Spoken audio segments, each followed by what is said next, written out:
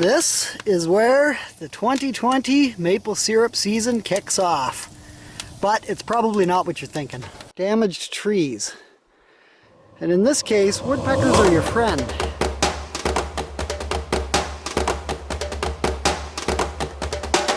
If you've been watching the Wilderstead channel long enough, you're probably well aware that we are approaching our favorite season. And in my opinion, the sweetest season of them all. You guys might think I'm talking about summer, but I'm not.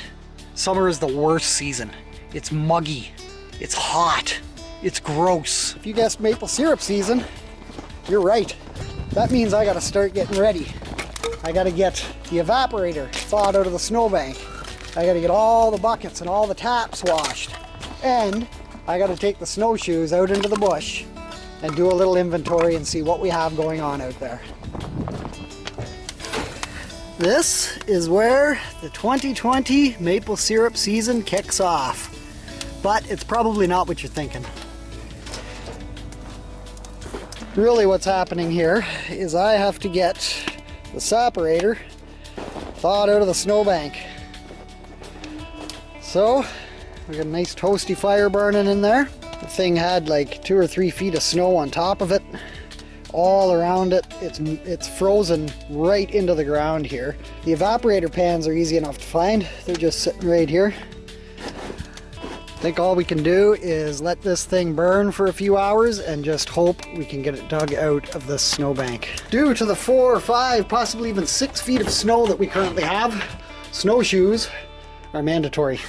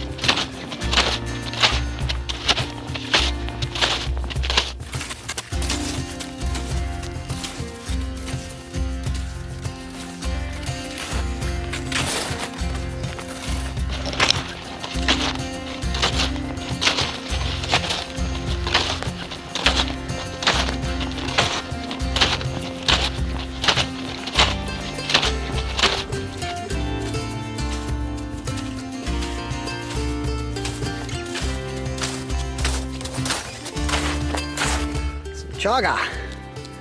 Actually quite a bit of it growing on this tree. You can see where the whole tree is about to explode with chaga. This will be a couple years before we want to harvest this one though. Good to see.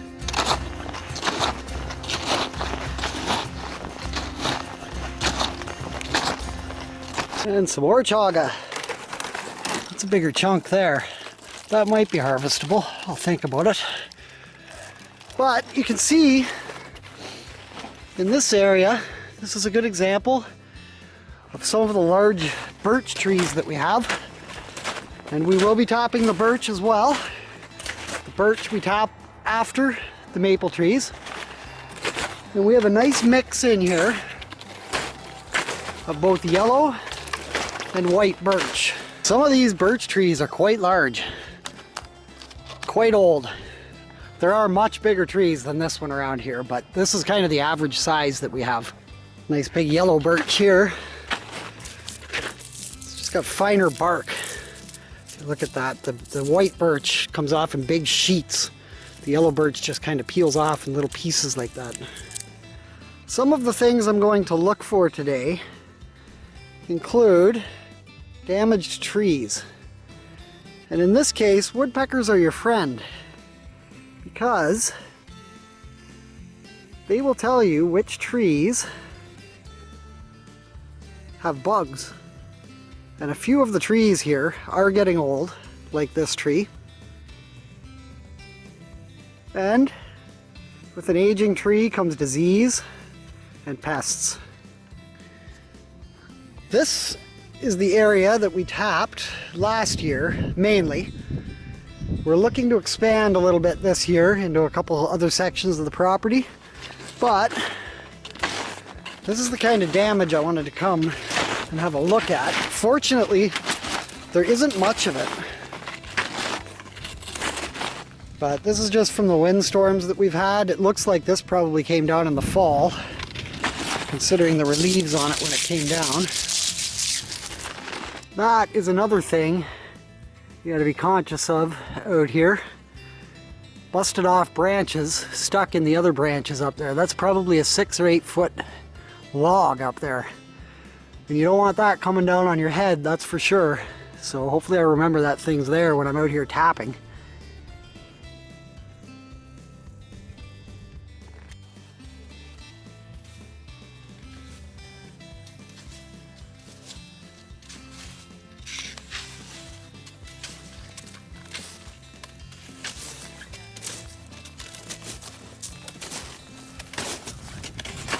This is the area that I'm going to put more focus on tapping this year.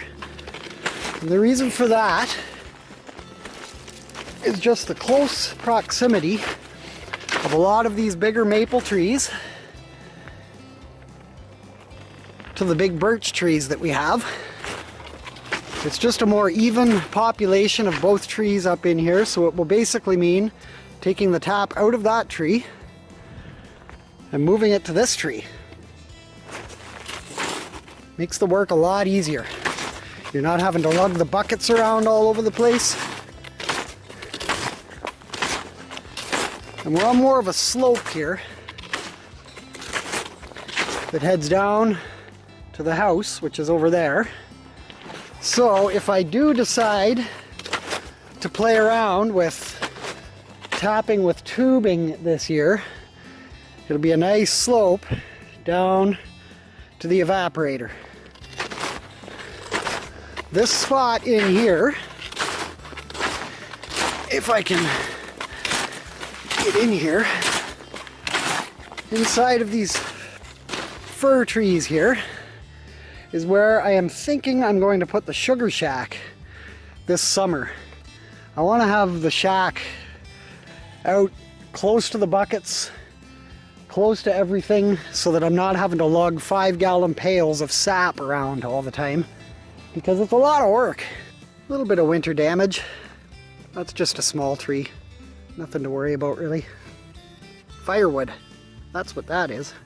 This is the very back top portion of our property, and looking straight out there, that's Lake Superior. Just hanging out right over there, frozen solid right now. Well, I am happy with what we've seen in the bush today. Doesn't look too bad at all. I'm gonna head back to the house now and check on the evaporator, see if that thing is getting thawed out of the ground yet. Hopefully it doesn't take more than just today to get that thing out.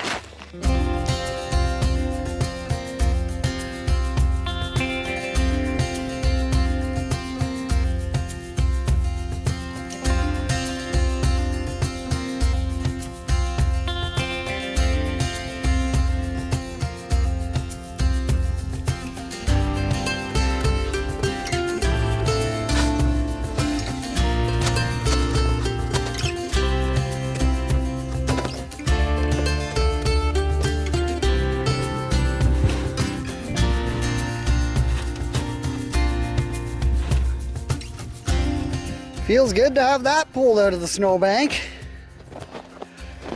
Now it's really starting to feel like maple syrup season's coming. Gonna have to clean this thing up a little bit. That's okay though. The Evaporator 2020. Almost forgot I grabbed Beansy some evergreen boughs. Hey Beansy, you want that? Beansy, Beansy. There you go. Take it away, buddy. It's time to pull buckets down off the shelves, start washing them, getting them all nicely cleaned up. Same thing with the lids, the funnel, there's the other funnel, and the taps. Gotta wash the taps too. You want everything to be nice and clean.